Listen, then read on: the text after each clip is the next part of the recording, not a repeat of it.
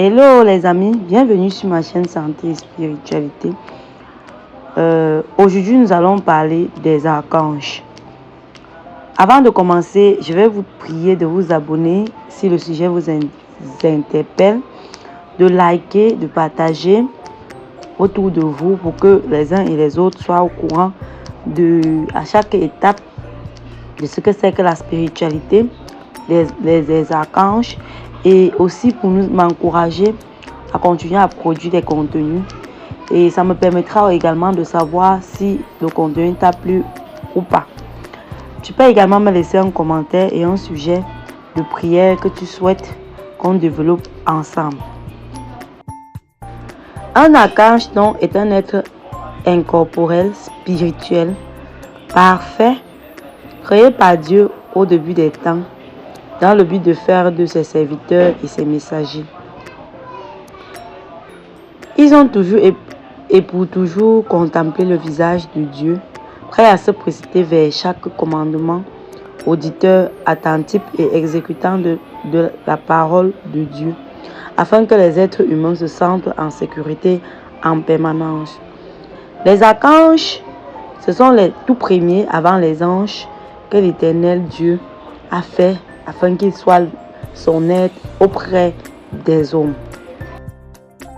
Les archanges sont au nombre de 7, dont spécifiquement 3 sont mentionnés dans les Saintes Écritures.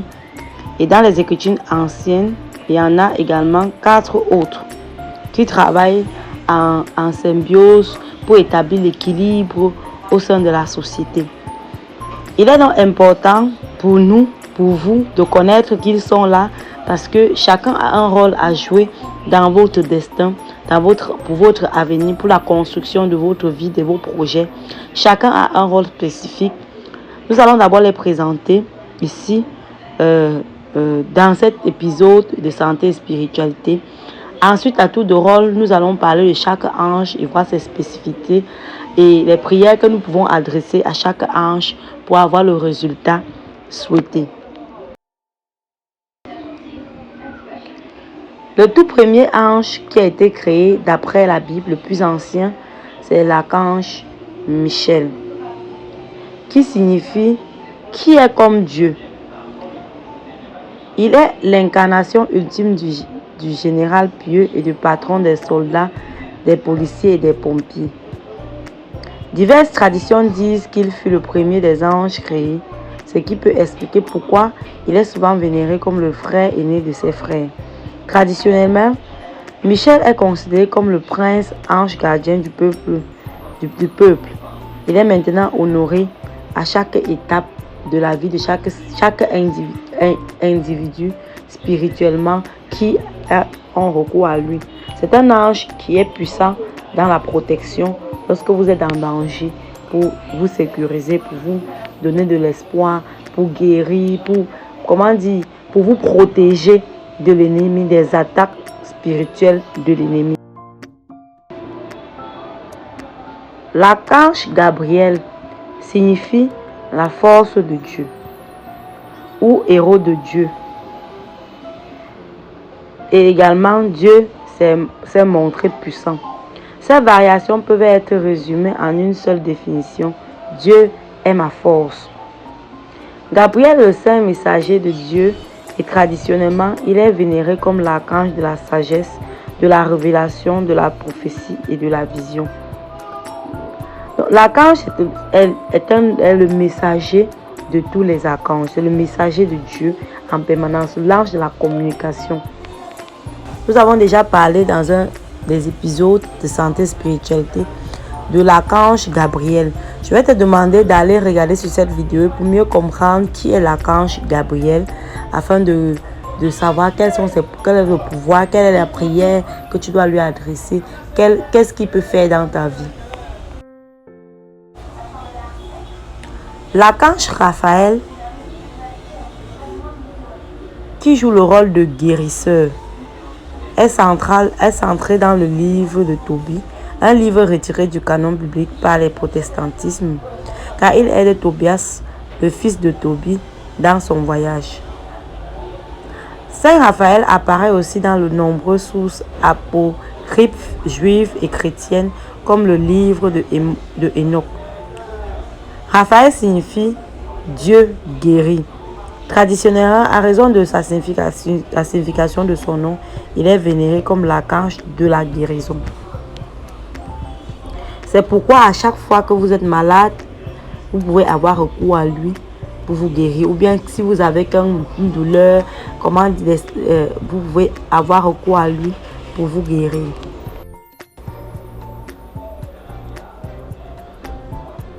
Le quatrième ange de Uriel. L'archange Uriel signifie le feu de Dieu. Traditionnellement, nous le connaissons comme l'ange du repenti et des damnés. Et certaines sources apocryphes affirment qu'il est le régent de Dieu sur Hades, c'est-à-dire les enfers. Bien qu'on ne trouve pas Uriel dans les Écritures, son nom a souvent fait partie de la tradition et il joue un rôle important dans de nombreux textes apocryphes, tels que le livre d'Enoch, d'Apocalypse, de Pierre et de Baruch. Le cinquième ange est Rachel, qui est aussi connu sous le nom de Séaciel. Son nom signifie ami de Dieu. Il est réputé pour être l'archange de la justice et de l'équité. On ne peut trouver cet archange que dans les sources apocryphes. Le sixième ange est Sérachiel, l'archange. Il est également connu sous le nom de Sarakel ou Barakiel ou Sariel. Son nom signifie ordre de Dieu. Traditionnellement, il a été vénéré comme l'archange du jugement de Dieu. Le septième est l'ange de la foi et de l'espoir. Cet ange est par ailleurs connu sous le nom de Jéramiel, Jéhudiel ou Jérémiel. Son nom a plusieurs significations: tonnerre de Dieu, miséricorde de Dieu, compassion de Dieu.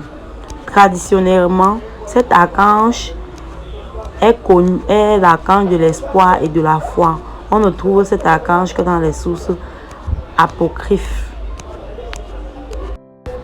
Maintenant que tu connais les 7 archanges de Dieu, les 7 archanges spirituels, les 7 archanges qui combattent pour toi dans l'ombre, les 7 archanges qui t'aident dans l'exécution de tes tâches au quotidien, qui t'aident pour l'avancement de ton avenir, de ton destin. Il est important que tu saches à quel archange tu peux avoir recours lorsque tu es dans telle situation ou telle autre. Il est très important spirituellement, surtout pour ceux qui veulent avancer dans la vie, pour ceux qui subissent des attaques, même pour ceux qui n'en subissent pas encore, mais tout le monde subit des attaques, de les connaître personnellement. Si par exemple tu es malade et que tu as besoin d'une guérison, tu sais que tu dois avoir recours à tel archange. Si tu as besoin de combattre par exemple l'ennemi, tu sais que tu dois avoir recours à l'archange Michel. Si tu sais que tu veux avoir la force, si tu veux un message précis, tu vas appeler l'archange Gabriel, ainsi de suite. Donc il est très important de connaître quels sont les archanges. Tu dois écouter cette vidéo, relever le nom des archanges. Si tu peux noter quelque part, tu les notes avec leur définition spécifique, ce qui va te permettre tour à tour de connaître tu dois te rediriger vers qui quand tu as tel problème par exemple, quels sont les horaires qu'ils fonctionnent. Au fur et à mesure, nous allons détailler ces anges pour vous donner en profondeur quelle prière est-ce que vous pouvez adresser à cet ange lorsque vous avez vraiment besoin d'eux dans votre vie. À très bientôt pour une nouvelle astuce de santé et spiritualité. En attendant, je prie l'Éternel de vous bénir, de vous garder en sécurité dans le nom puissant de Jésus. Amen. N'oublie pas de t'abonner, de partager, de liker la vidéo, de commenter et de me dire en commentaire lequel des anges te parle le plus souvent. Ou alors pourquoi est-ce que tu n'as pas la sensation que l'un des anges te parle.